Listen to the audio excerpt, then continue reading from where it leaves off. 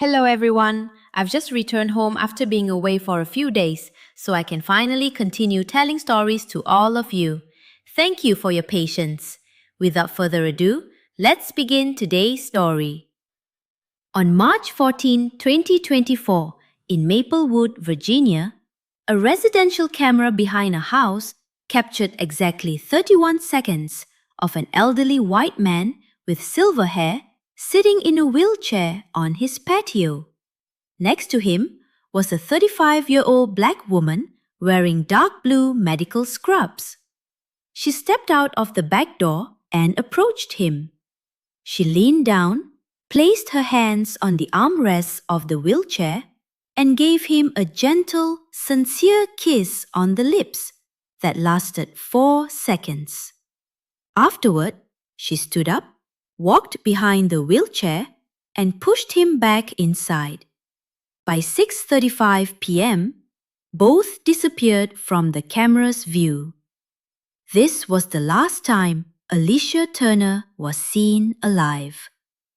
11 days later, on March 25, 2024, at 6:47 a.m., the Maplewood Police Department received an anonymous call. A male voice, distorted and calm, said, "Riverside Warehouse, Sector 4B, there is a body." The line was abruptly cut. When detectives arrived, they found that the warehouse had been inactive for 3 years. Upon entering, they discovered Alicia Turner. Her hands were tied behind her back with plastic zip ties. There were strangulation marks on her neck, and she was still wearing the dark blue scrubs from 11 days prior. She had been dead for the entire 11 days, while the whole city was desperately searching for her. Most would think this was a random kidnapping, but it wasn't. This is a story about $2.5 million, an altered will, and a family that paid $50,000 to eliminate someone they saw as a threat to their inheritance. Going back to September 12, 2021, 79-year-old William Hargrove was broadsided by a pickup truck traveling at 80 kilometers per hour. He miraculously survived, but his vertebrae were shattered, leaving him permanently paralyzed from the waist down. William had 3 relatives, a son named Bradley, 54, a daughter named Christine, 51, and a grandson named Tyler, 29. During the first month after the accident, they visited him. By the second month, visits became sparse, and by the third month, almost no one came anymore. Throughout the first year, his eldest son visited twice, his daughter visited once, and his grandson didn't visit at all. William celebrated his 80th birthday alone, staring at a phone that never rang. Later, investigators found his diary entry from November 2021, which read, "My family disappeared as soon as I became a burden to them. I only have value to them when I can still sign checks." On December 14, 2021, William decided to hire an in-home care assistant through a website called Premier Care Services. The company sent their best, 32-year-old Alicia Turner. She had a 4.9 star rating from 47 families she had worked for. Alicia was born in Richmond and was the first in her family to go to college. She attended nursing school but had to drop out to care for her mother, who was diagnosed with stage 4 cancer. Unfortunately, her mother passed away 6 months later. Instead of returning to school, Alicia decided to become a certified home care assistant. On her first day at William's house, he sat in his wheelchair by the window, staring blankly into space. He didn't notice her because it seemed he had completely given up on people. Alicia looked at him and asked one question. "Sir, what is your favorite food? What dish would you cook if you could still stand in a kitchen?" William turned around because this was the first time in years someone asked him what he wanted rather than what he needed. He said it was homemade lasagna, following his late wife's recipe. 2 days later, Alicia brought the ingredients. She cooked with him, arranging everything at a suitable height so he could help from his wheelchair. As soon as they started eating, William burst into tears. For the first time, he felt alive since the accident. Over the next year, Alicia did more than the job required. She knew William loved jazz, so she brought her record collection and they listened together. During physical therapy, she discovered he used to read poetry, so she found his favorite book and read to him every afternoon. She took him to parks, restaurants, and places where people looked at him as a human being, not just a wheelchair. William began to smile.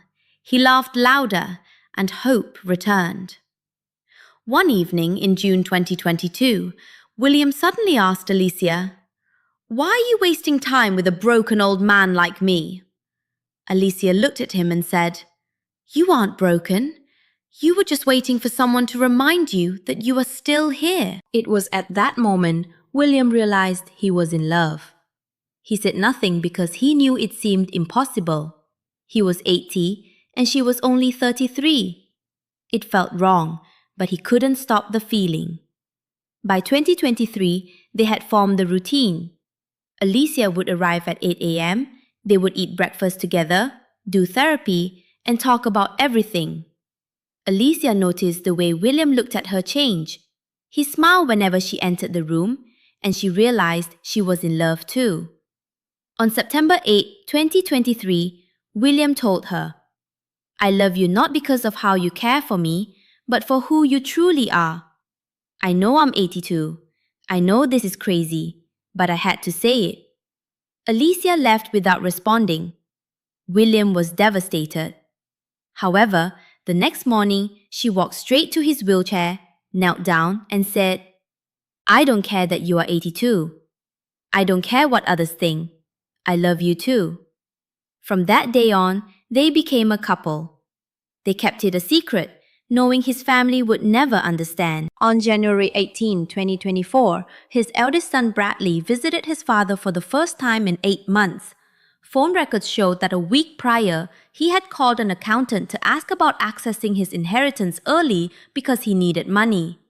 Bradley walked in unannounced and was stunned by the scene. His father and Alicia were sitting together, holding hands and laughing, not as patient and caregiver, but as a couple. Bradley flew into a rage, screaming at his father that she was just using him. William grew angry and countered, "Where were you all when I was lonely? Alicia is the only one who truly cares for me." Furious, Bradley slammed the door and left. That night, he called his sister Christine and his nephew Tyler for an emergency family meeting. The next day, all three appeared at William's house. They claimed they were worried Alicia was exploiting him. William told them not to worry about that. When Bradley suggested firing her immediately, William lost control. He said, "You abandoned me for 3 years and now you want to take away the only person who cares for me? Get out of my house." The three left, but they didn't stop there. They hired a private investigator to look into Alicia's background, but found nothing suspicious. They asked a lawyer to check William's mental capacity, but the lawyer concluded he was perfectly lucid. All legal avenues failed, and then something changed. On March 5, 2024, William called his lawyer, Richard Thornton. He requested a private meeting to amend his will. His son Bradley's inheritance was slashed from $1.5 million to $200,000. His daughter Christine was cut from $1.5 million to $200,000, and his grandson Tyler was cut from $200,000 to $100,000. A new name was added, Alicia Turner, for $2.5 million plus the house and all remaining assets. William also added a clause. If any member were convicted of any crime against Alicia Turner, their inheritance would be voided and donated to charity. William signed it on March 5. Everything was legal and airtight. William didn't know that the lawyer's assistant was a college best friend of his daughter, Christine. Only 3 days after the will was amended, this assistant called Christine and said, "Hey, your dad changed the will. Almost everything goes to the caregiver, $2.5 million and the whole house." Hearing this, Christine immediately called her brother. That evening, the three met again to calculate. They were panicked, outraged, and desperate. Tyler asked, "What do we do now?" After a silence, Bradley lowered his voice and said, Suppose something happens to Alicia before our father passes away. Wouldn't that inheritance be void? Wouldn't the money come back to us? Another long silence followed before Christine asked, "What are you suggesting?" Bradley replied coldly, "I will make sure she isn't alive to collect that money." Police later recovered deleted messages between the three. On March 9, Bradley texted Christine and Tyler, "We can't let her steal what belongs to us." Christine replied, "Be more specific." Bradley pointed to Tyler and mentioned that Tyler had connections in the military, people who handled problems. Tyler replied, "I know someone, but this is very serious. Are we really doing this?" Bradley answered, "We have no other choice." On March 10, Tyler called Vincent Cross, a former Marine who received a dishonorable discharge and had a violent criminal record. Vincent brought in another man, Ronnie Silva. They had done this kind of work before. They set a price of $50,000, half upfront, half upon completion. Bank records showed Bradley withdrew $25,000 in cash on March 11 and another $25,000 on March 13. As soon as they received the money, the two hitmen began stalking William's house. By March 12, they knew Alicia's schedule and the car she drove. It was cold calculation, not a spontaneous act. On March 14, 2024, which was Alicia's last day of work before a week-long vacation, William had prepared a surprise. He had bought a ring 2 weeks earlier and planned to propose to her. Alicia had no idea, nor did she know she had been watched for 3 days. Around 11 a.m., Bradley texted Tyler, "Today." Tyler replied, "In progress." At 8 a.m., Alicia arrived at William's house. They had breakfast, a normal, happy morning. They listened to music, talked, and did therapy. Around 6:30 p.m., they decided to sit on the porch. It was a rare, warm March day. The security camera was triggered by the movement.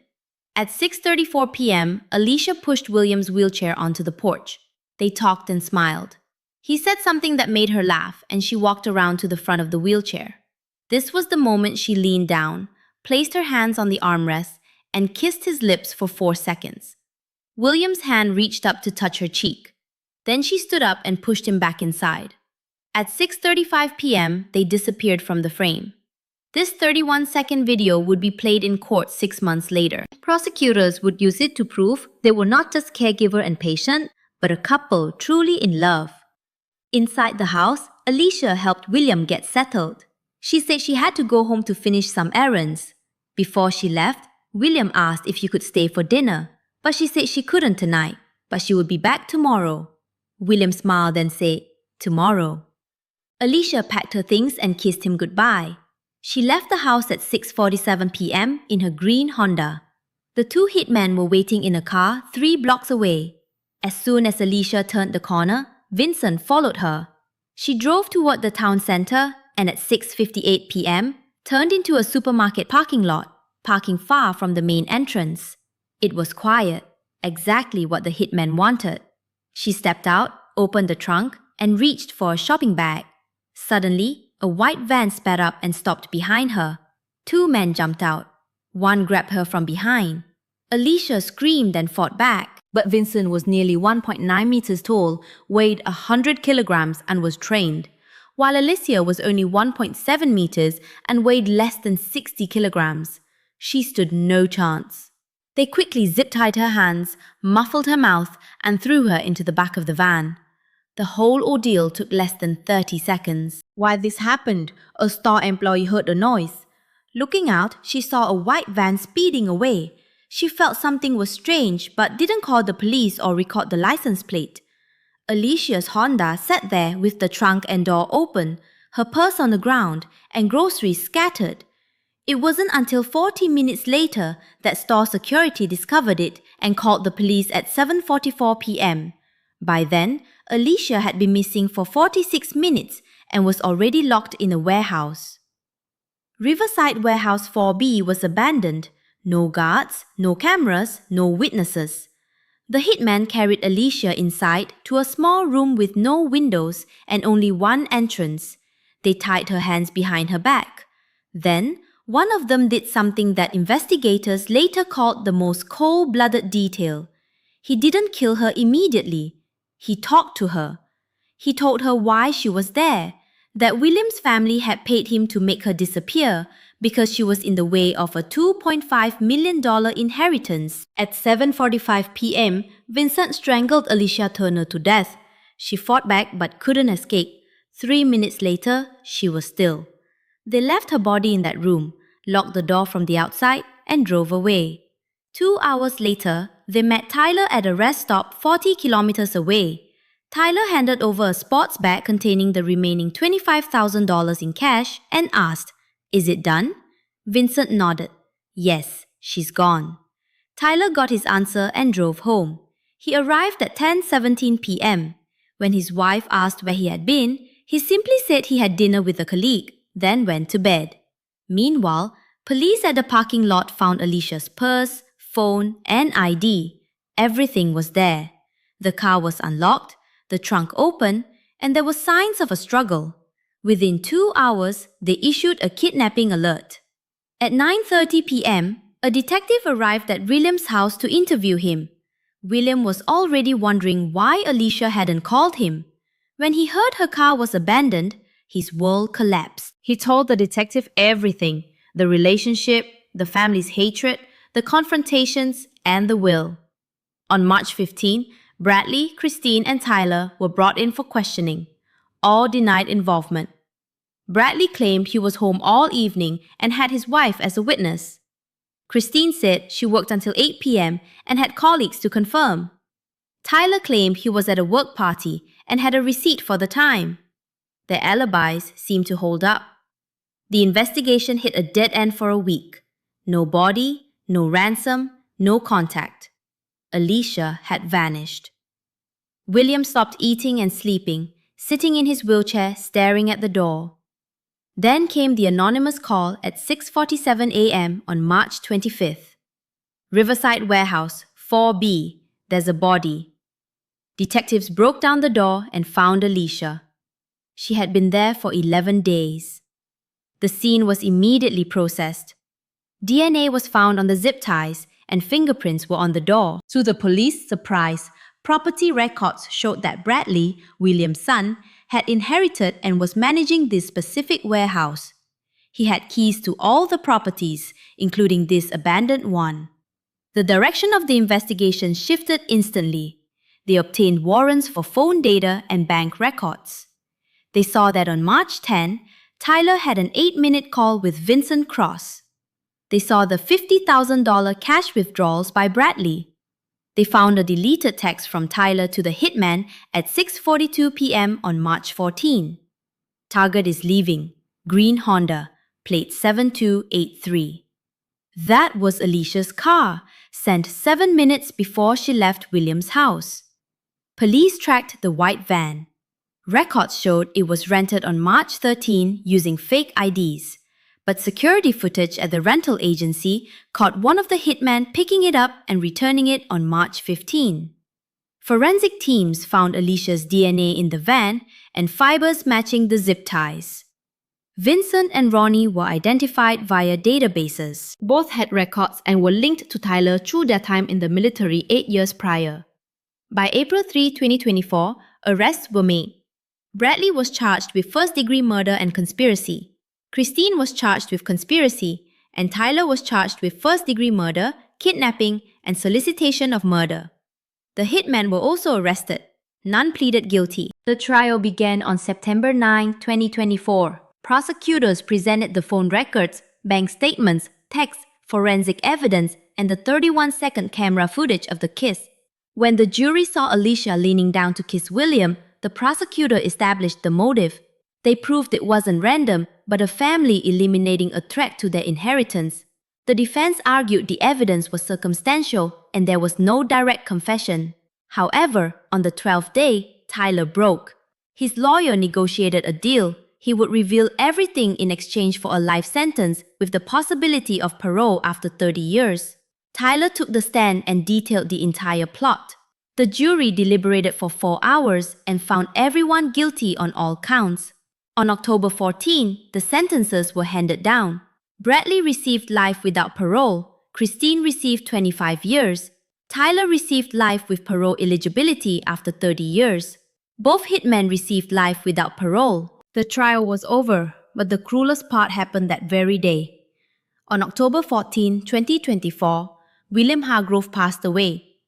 The official cause was natural heart failure, but the nurse who cared for him in his final days told a different story. After the trial, William stopped talking. He didn't react to anyone, just stared blankly as if his mind had already left the room.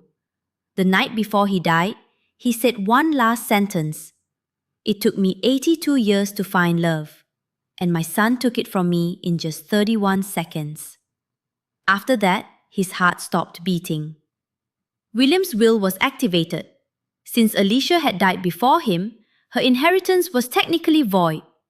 However, the special clause in the will stated that if any heir was convicted of a crime against Alicia, their inheritance would be forfeited. Since Bradley, Christine, and Tyler were all convicted of crimes against her, their rights were completely stripped. The entire estate, worth $3.2 million, was transferred directly to charities. This family had murdered Alicia for money, yet in the end, none of them received a single cent. The story seemed to end there, but in Vincent's interrogation transcript, there was one chilling detail. When a detective asked if he had done this before for other families, Vincent looked directly at the camera. He smiled and said, "You'd be surprised how often families want people dead for an inheritance." His lawyer immediately cut him off, and the questioning didn't continue in that direction. The case is closed, but that statement still lingers.